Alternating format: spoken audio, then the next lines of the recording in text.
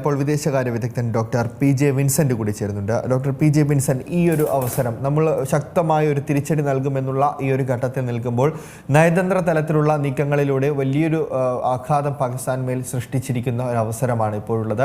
ഇതിൽ മറ്റു രാജ്യങ്ങളുടെ പിന്തുണ ഉൾപ്പെടെ ഇന്ത്യ നേടേണ്ടതില്ല ഇനി മുന്നോട്ടുള്ള ഘട്ടങ്ങളിൽ. പ്രത്യേകിച്ച് ഇന്ത്യയിൽ ഇന്ന് നമ്മുടെ രാജ്യത്തുള്ള സർവകക്ഷി യോഗങ്ങൾ ഇന്ന് നടക്കുന്നുണ്ട്. അത്തരത്തിലുള്ള സുപ്രധാനമായ നീക്കങ്ങളൊക്കെ ചർച്ചകളുമൊക്കെ മുന്നോട്ട് പോകുന്ന ഒരു സാഹചര്യത്തിൽ മറ്റു രാജ്യങ്ങളിൽ നിന്നുള്ള പിന്തുണ, പ്രത്യേകിച്ച് പാകിസ്ഥാനിൽ നിന്ന് സഹായം ലഭിച്ചെന്ന ഉറപ്പ്, അത്തരമൊരു വിലയിരുത്തലാണ് ഇന്ത്യയുടെ ഈ ഒരു കടുത്ത നടപടികളിലേക്ക് കടന്നിരിക്കുന്നത്. 3 യുദ്ധങ്ങൾക്ക് പോലും ആ സമയത്ത് പോലും റദ്ദാക്കാതിരുന്ന, മരവിപ്പിക്കാതിരുന്ന കരാറുകൾ പോലും റദ്ദാക്കുന്ന സാഹചര്യത്തിലേക്ക് നീങ്ങുന്നത് എന്താണ് സൂചനകൾ ലഭിക്കുന്നത്?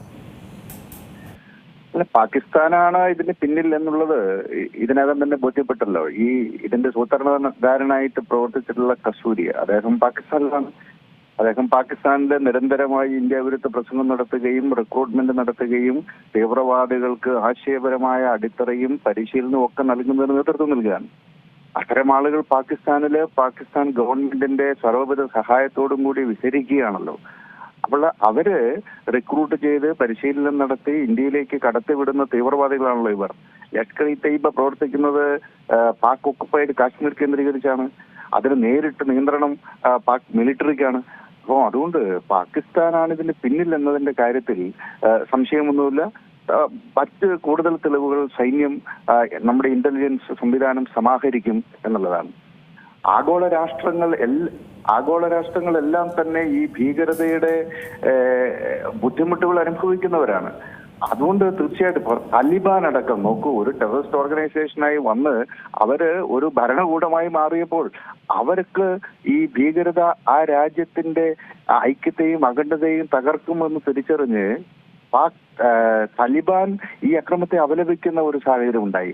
അപ്പോൾ എല്ലാ രാജ്യങ്ങളും ആ രാജ്യങ്ങളിലെ ഭരണകൂടങ്ങൾക്കും അവിടുത്തെ സാധാരണ ജനങ്ങൾക്കും എതിരായിട്ട് പ്രവർത്തിക്കുന്ന ഒരു പ്രത്യയശാസ്ത്രമാണ് ഭീകരത. എല്ലാവരോടും പകയോടെ എന്നതാണ് എല്ലാ ഭീകരവാദിയുടെയും അടിസ്ഥാനപരമായ പ്രമാണം. എല്ലാവരോടും പകയോടെ എന്നുള്ളതാണ്.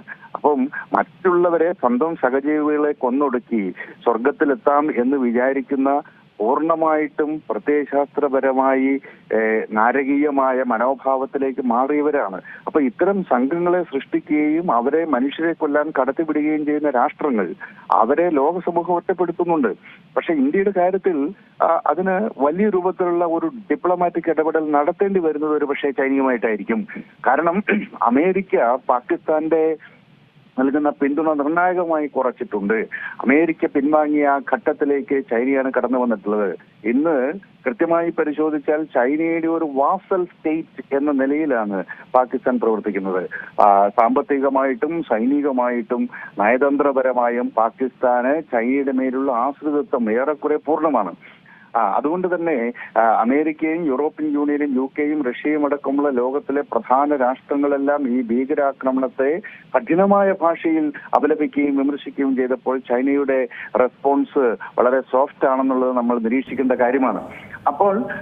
അപ്പോൾ ചൈനയെ ഇത് ബോധ്യപ്പെടുത്തണം. ചൈനയെ സംബന്ധിച്ചിടത്തോളം അവരുടെ ഉയ്ഗൂർ മേഖല കേന്ദ്രീകരിച്ച് ഈ ടർക്കിഷ് ഭീകരതയുടെ വലിയ ദുരന്തം അവരേറ്റുവാങ്ങുകയാണ്. അതുകൊണ്ട് ആ മനുഷ്യരെ ക്രൂരമായി പീഡിപ്പിക്കുന്ന ഒന്നാണ് ലോകം നൽകുന്ന വിവരം. റീ എഡ്യൂക്കേഷൻ അല്ലെങ്കിൽ റീ ഇന്റഗ്രേഷൻ എന്നൊക്കെ പറഞ്ഞിട്ട് ലക്ഷക്കണക്കിന് മനുഷ്യരെ ക്യാമ്പുകളിലേക്ക് അയച്ച് പീഡിപ്പിക്കുകയും അവരെ മാറ്റിയെടുക്കാൻ കോട്ട് ആൻഡ് അൺകോട്ട് ശ്രമിക്കുകയും ചെയ്യുന്നു എന്നൊക്കെയാണ് ലോകം പറയുന്നത്. ഏതായാലും ചൈന അടക്കമുള്ള രാജ്യങ്ങൾ ഈ ഭീകരതയുടെ ഇരകളാണ്. അപ്പൊ ആ അർത്ഥത്തിലുള്ള ഒരു ഡിപ്ലോമാറ്റിക് ആയിട്ടുള്ള ഇടപെടലിലൂടെ ചൈനയും ഇക്കാര്യങ്ങൾ ബോധ്യപ്പെടുത്തേണ്ട ബാധ്യത ഇന്ത്യക്ക് വരും. ഏതായാലും ലോകരാഷ്ട്രങ്ങൾ ഇന്ത്യയുടെ കൂടെ നിൽക്കും.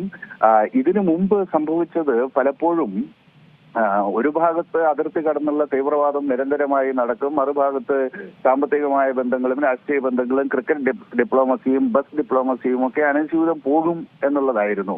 എന്നാൽ 98-ന് ശേഷം ഇതിലൊരു പുനർവിചിന്തനം സംഭവിച്ചിട്ടുണ്ട്. വാഗ ഡിപ്ലോമസിയുടെ ഭാഗമായി ബസ് അങ്ങോട്ടും ഇങ്ങോട്ടും ഓടാൻ വേണ്ടിയിട്ട് ഇന്ത്യൻ പ്രധാനമന്ത്രിയും പാക് പ്രധാനമന്ത്രിയും ഒക്കെ കൊടി വീശുന്ന സമയത്താണ് 1998-ൽ കാർഗിലിലേക്ക് ഇൻഫിൽട്രേഷൻ ഉണ്ടാകുന്നത്.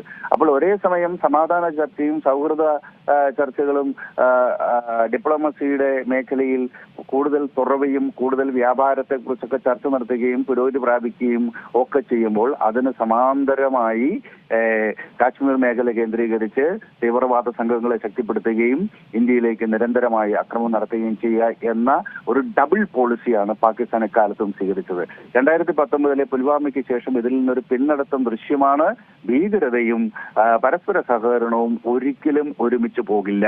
ഭീകരത കൈയൊഴിയാതെ പാകിസ്ഥാനുമായിട്ട് നയതന്ത്ര തലത്തിലോ സാമ്പത്തിക തലത്തിലോ അല്ലെങ്കിൽ ക്രിക്കറ്റ് ഡിപ്ലോമസി എന്നൊക്കെ വിളിക്കുന്ന ക്രിക്കറ്റ് കളിയിലുള്ള ബന്ധം എന്നിത്യാദി കാര്യങ്ങളിൽ ഒന്നും ഒരു നോർമൽസി സാധ്യമാവില്ല എന്നുള്ള സമീപനം സ്വീകരിച്ചിട്ടുണ്ട്. അവിടെ നിന്ന് കുറച്ചുകൂടി മുന്നോട്ട് കടന്ന് ഇൻഡസ് നദീജല